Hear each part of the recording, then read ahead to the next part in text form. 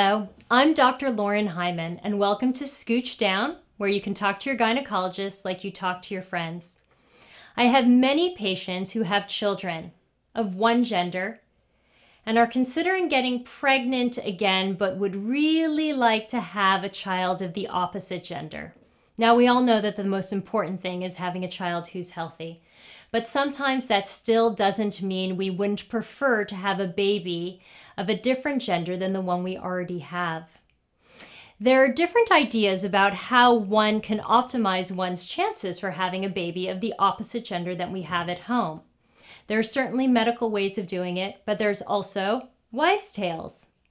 So let's talk about each of those in turn. This segment is to discuss the wives' tales.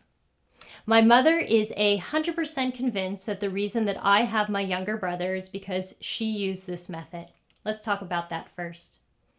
Well, before we get started, how is a baby a boy baby or a girl baby? We'll go to the basics. All eggs carry an X chromosome. Sperm can carry either an X chromosome or a Y chromosome.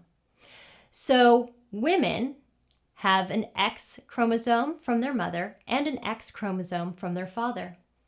Men have an X chromosome from their mother and a Y chromosome from their father. So it's really the father that determines the gender of the baby by donating either an X sperm or a Y sperm.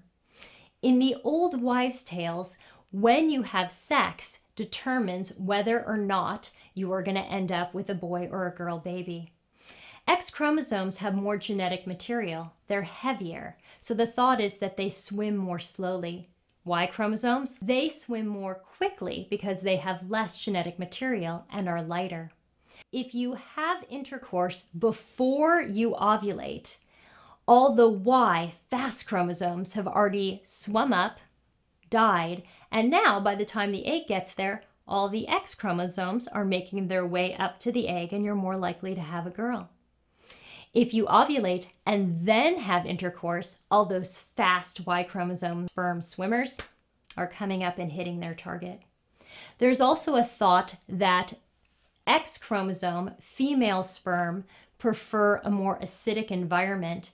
And if the pH of your vagina is more basic, higher than 4.5, douching with an acidic solution, maybe some diluted lemon juice, or eating foods that are more acidic will help.